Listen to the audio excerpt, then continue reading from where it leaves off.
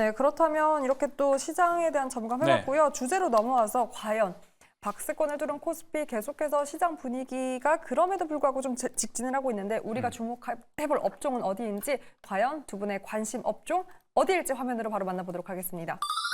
의견이 갈렸습니다. 이동근 센터장은 제약바이오로 향했고요. 권택중 대리는 로봇으로 향했습니다. 맞아요. 제약바이오 오늘 앵커 브리핑 아이템이기도 했는데 최근 시장에서 계속해서 주목하고 있어요.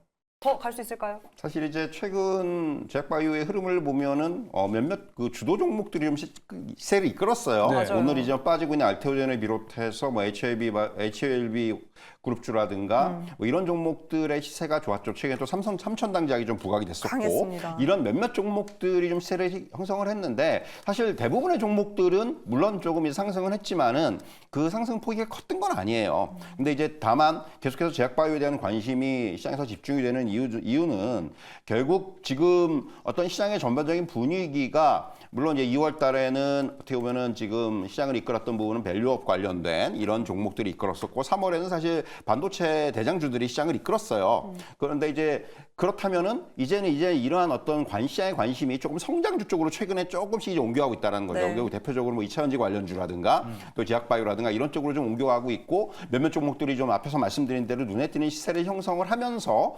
제약바이오 전반적인 분위기를 좀 끌고 있다는 것들. 물론 제약바이오는 굉장히 그 등락이 좀 심해요. 그 어떤 업종의 특성이기도 한데 그래가지고 사실 개인 투자자께서는 이게 겁이 난다는 표현을 많이 하시는데 네. 어쨌든 간에 그 중에서도 조금은 안정적인 종목을 찾는 이러한 그 어떤 이런 노력이 좀 필요할 것으로 보여지고요. 무엇보다도 오랫동안 사실 제약바이오가 조금 이제 부진했던 가장 큰 이유 중에 하나는 사실 이제 코로나19 국면 이후에 임상이라든가 이런 부분들이 뭐 이제 굉장히 지연되거나 중단되면서 사실 이제 이런 제약바이오의 어떤 주가의 모멘텀을 작용할 수 있는 신약 관련된 부분들이 오랫동안 사실은 없었어요. 네. 그러다가 이제 다시 어떤 코로나19가 좀 이제 안정 국면으로 접어들고 포스트 코로나 국면에서는 결국은 이런 제약바이오 업종들의 신약 개발 관련된 이런 뭐 임상이라든가 이런 것들이 다시 좀 재개가 되고 그러면서 이제 뭐 유의미한 결과가 나오고 이런 것들이 이제 아마도 올해는 굉장히 중요한 어떤 주가의 모멘텀으로 작용할 수 있지 않겠는가라는 생각이 들고요.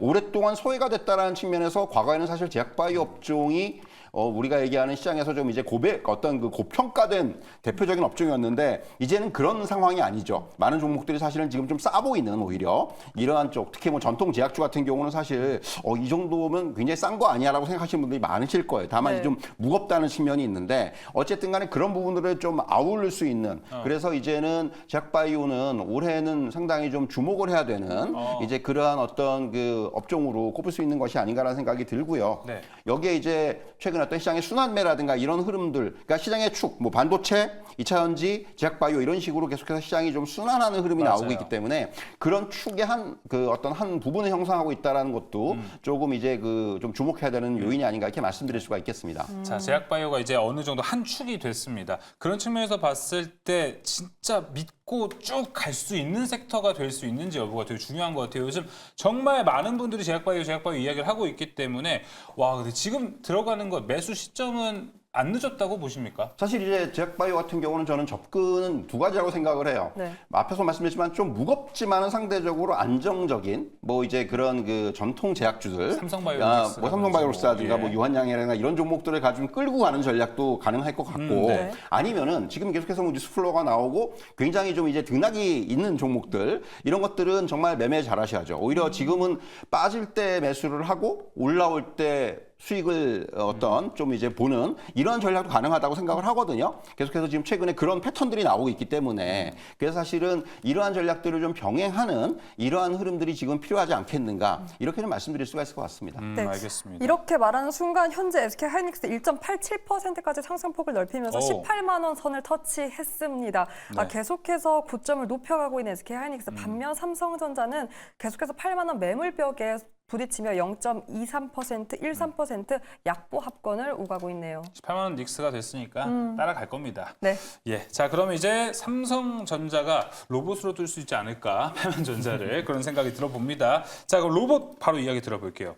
네, 제가 관심을 갖고 있는 업종은 로봇으로 선정을 하였는데요. 일단은 엔비디아의 이 GTC 이후로 사실은 이제 반도체나 이런 쪽에서는 뭔가 엄청난 혁신은 뭐 없었던 것처럼 살짝 세론이 나왔었죠. 근데 오히려 그 로봇 관련돼서는 많이 집중도가 높아졌습니다. 이제 뭐 피규어 11이라던가 아니면은 AI와 이런 로보틱스를 결합한 휴머노이드 로봇들 이런 것들에 대해서 새로운 도전이나 이런 스마트 팩토리 이런 얘기들이 오히려 기대하지 못했던 부분들이 좀 주목을 받으면서 국내 기업들도 이 로보틱스 관련돼서 자동화, 스마트 팩토리 이쪽도 함께 좀 움직임이 있다고 볼 수가 있는데요. 어제 같은 경우는 엔젤 로보틱스가 또 상장을 했죠. 근데 이제 보면은 지금 시가총액이 한 9천억 정도 되는 것 같습니다. 대략적으로 이제 좀 대형 뭐 레인보우 로보틱스라던가 이런 대형 두산 로보틱스 이런 쪽들과 함께 어깨를 좀 나란히 해가는 그런 모습을 좀 보이고 있는데 엔젤 로보틱스의 그런 상장에서의 흥행이 국내 시장의 이 로보틱스 종목들에 대한 관심도를 좀 보여준 척도였다고 생각을 하거든요. 어제 생각보다 많이 올라지 않았던 게 오후장 들어서 강하게 좀 올라왔고 오늘도 상승이 좀 이어진다는 것은 로봇 종목에 대해서 여전히 좀 관심을 가져야 된다고 생각을 들고요.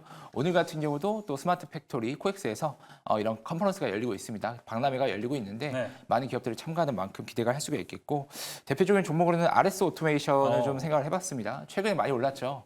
로크웰 쪽으로 매출이 나오고 있는 회사인데 네, 맞아요. 로크웰은 미국의 1위 자동화 기술을 갖고 있는 회사입니다. 예. 여기가 이제 얼마 전에 엔비디아와 협력을 하면서 스마트 팩토리 이런 것들의 구축을 좀 나서기로 발표를 하면서 연관 기업으로 동사가 좀 꼽혀졌는데요. 이 RS 오토메이션은 사실 이 R과 S가 로크웰과 삼성에서 하나씩 다운 이니셜이거든요. 네. 이 두 사업부를 갖고 와서 설립됐던 조인트 벤처가 이 근본이기 때문에 RS 오토메이션은 이쪽으로도 계속 좀 주목을 받을 수 있겠다라고 생각이 좀 들고 휴머노이드, 뭐 스마트 팩토리 이 양쪽에 모두 걸쳐 있는 기업으로 관심 가질 수가 있을 것 같습니다. 네, 로봇 안에서 관심 기업 RS 오토메이션까지 들어봤습니다. 자, 오늘 개장 중계 여기서 마무리하도록 하겠습니다. 지금까지 유진투자증권 권택중대리, 하이투자증권 스마트 PB센터 이동근 센터장과 함께했습니다. 오늘 말씀 고맙습니다. 고생하셨습니다.